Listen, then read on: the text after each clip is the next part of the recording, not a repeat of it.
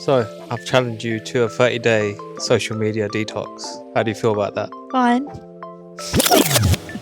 Don't let that response fool you. It wasn't easy for me to convince her. No TikTok, no Instagram, no infinite feed. Just her and the space where scroll used to be. But before we show you how it went, let me give you a backstory. Last year, I went on TikTok Live with one question written behind me on the whiteboard. Why do we scroll? Over the next 2 hours, the answers started pouring in. I'm bored. I'm anxious. I'm trying to escape. That's when it hit me. We don't just scroll for entertainment. We scroll because we're searching for connection, for comfort, for something deeper we can't quite name. I turned that live into a 3-part episode. I mapped out the patterns, I broke down the psychology, but something was still missing. Real evidence, a real story. What would happen if someone actually stopped scrolling for 30 days? So this year, I set a new challenge, not for myself, but for someone close to me, someone who scrolls daily, my wife. At first, she was resistant, she hesitated, but deep down she knew this could shift something real. This is her journey, 30 days offline, the withdrawals, the insights, and the unexpected changes. Welcome to Why Does She Scroll? The 30-day social media detox challenge. The whole challenge is to come off all social media, and the question is, why are you doing this? I'm doing this, I think, just to prove to myself I can live without Instagram and social media. And I think just to give myself time. So easy to just scroll and be on Instagram like for whatever long while you're working, while you're doing whatever. And I think maybe I just need a break. Media, like, it's not serving me. See how it goes. What do you think is going to be the hardest about this challenge? What to do with my time experience. So what are you going to gain from this I experience? think I'll gain just to be able to switch off, I think, for this month, like to actually work on projects that I want to work on and maybe put my 100% energy towards it and not my energy on my phone, and just detach from the phone and just give myself that time, I think. Okay, let's go. Day 1. No more scrolling. Here's how she felt on the first day. Day 1 of no social media, and I wake up to someone sending me screenshots of social media. What Not me.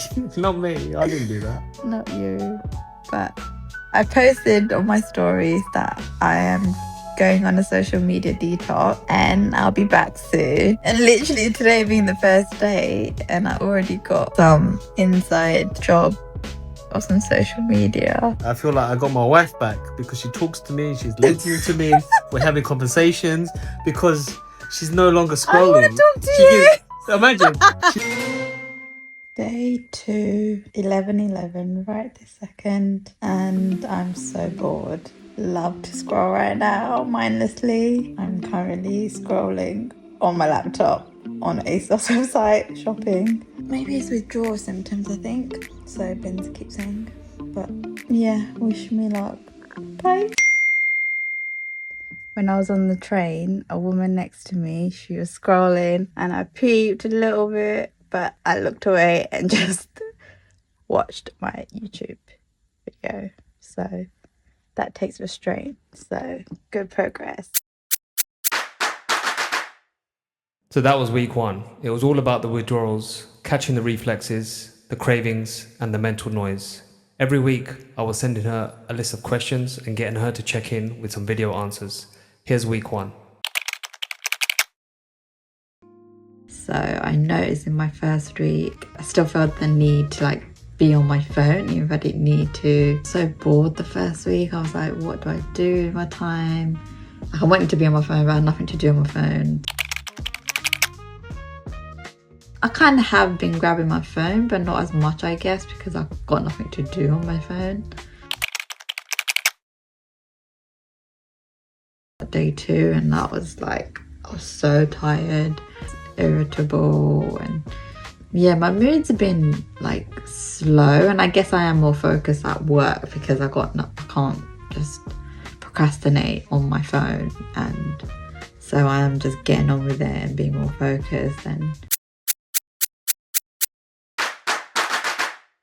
By the second week, the withdrawals had started to settle, but that didn't mean it got easier. The question now was, what do you do with all that space that scrolling used to fill? So what's filling the space where social media used to be? So I'm reading more, I'm generally being more social, like in person. I'm looking through my photo gallery more, just reminiscing on memories. I'm also doing creative time, so like I pick a 30-minute window in my day to do something creative. So I might create a video, I might play on Canva and just do some like interior design things and mood boards and that sort of thing. And are you feeling more present or more restless?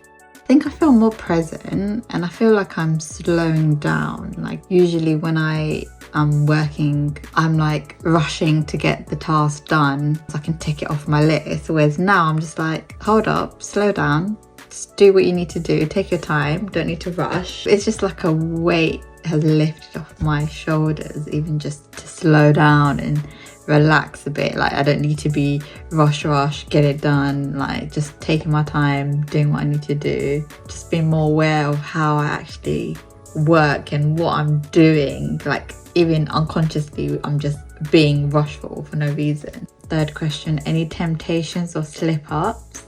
So sometimes I do find I just go to click on the IG app on my phone, going there without even thinking about it. And I have seen social media on other people's phone, not like I'm just scrolling on their phone, but they have just shown me a video or something just because they want me to see it. So week 2's done. Let's roll on week 3 and let's see how it goes.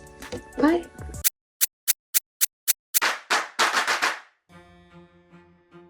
So by week 3, the noise had quietened, the phone check-in reflex was fading, and something new was starting to surface: clarity. This was the reflection phase. With more silence, more space, came the chance to actually observe her thoughts without the scroll acting as a buffer.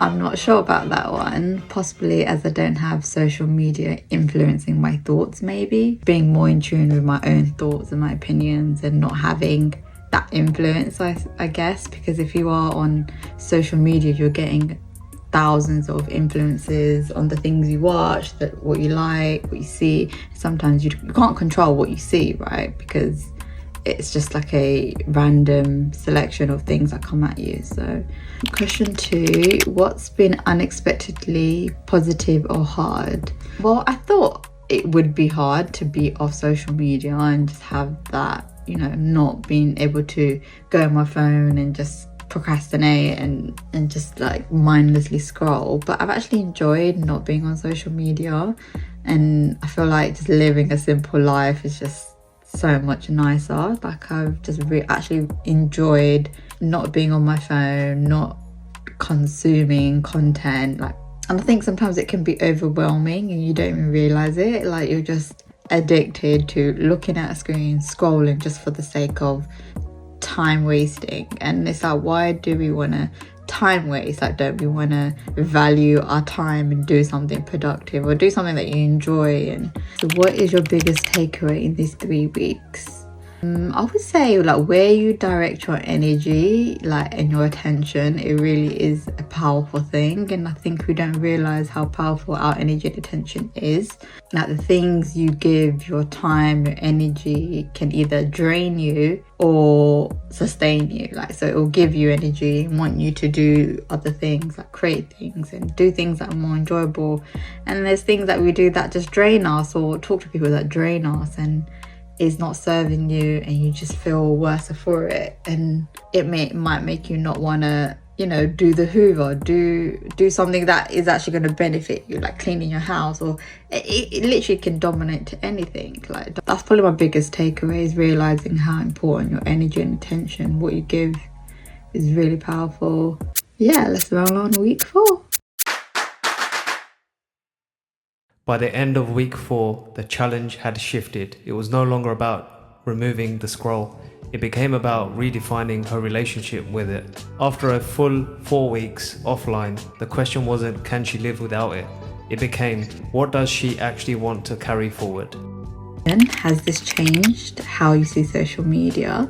It does make me think it really isn't as important as I probably thought it was.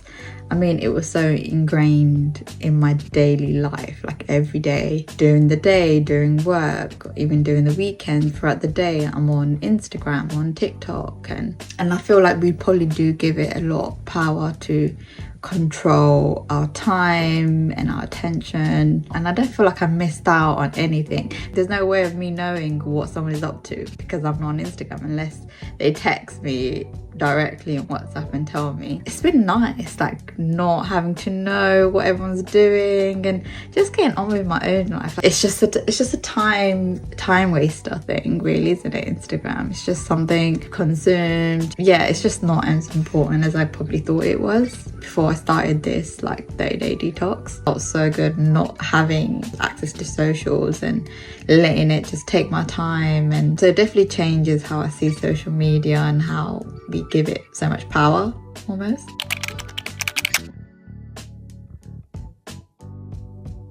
I do want to keep creative time still, like every day, like do something that's gonna like feed my soul. So if I, read a book or do more like interior design things like for my house, like I really enjoy that. Even the other day, Ben has this platform called Output, and like we made a beat, we made a tune, and I actually really enjoyed that. Like I used to do that back in the day, but like I really got engrossed into that, like even though I was tired, but I was like wanting to continue with that, and I enjoyed creating that beat, and it was fun, and I like doing that. So I definitely want to keep creative time, and I want to be intentional, and I think I might just even do days where I just don't go on social media. So I don't know if it's like 2 days out of the week or weekends, like just don't go on socials. I feel like that would really help, so then I don't fall back into the same like habit of being on social media every day. The amount of time I was on Instagram before this challenge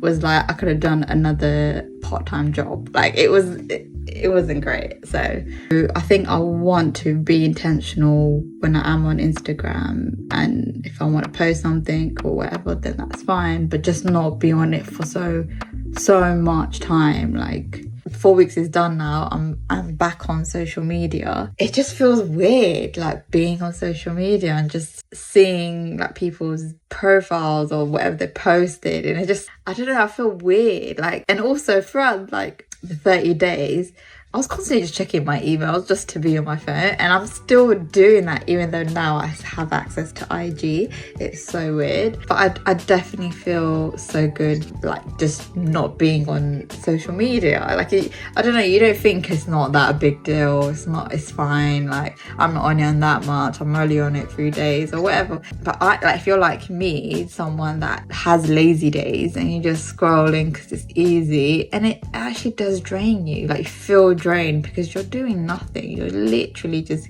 giving your energy away, you're giving your attention away, and that does take a toll. You get irritable and you start to like recognize how is it making you feel when you get off Instagram or get off an app, get off social media. Like how does it make you feel every single time you're on it? Like, because I've noticed that when like now going back on it and then coming away, I'm like, oh, like I don't miss it. Like it's just too much. But yeah, challenge done, challenge finished, 30 days.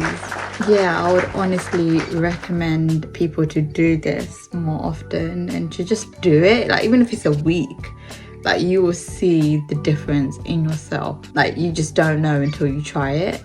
Maybe try not be on your phone overall. Like it is a game changer. But yeah, thanks for listening.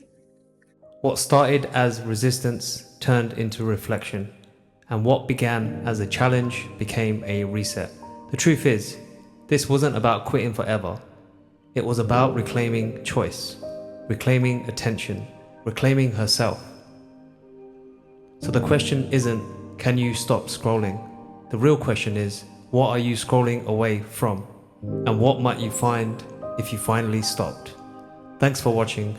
If this sparks something in you, maybe it's time to run your own experiment. See what happens when you stop feeding the feed and start freeing your mind instead. And to shut you up. To shut me up. to shut you up. So you can never say to me, I didn't try it. I wasn't willing to do it because you've been saying it for ages. Listen, This is a guy that talks here that is never on social media. So it's easy for him to say all these things because he's never on the phone. He's never a scroller. So he can talk all the shit. But he's just on the other side. But if I tell him, don't buy a screen for a year. Don't buy one screen, any size screen. Do not buy it for the year. He won't be able to do it. How many screens have you bought this year? Tell me. Let's talk about it.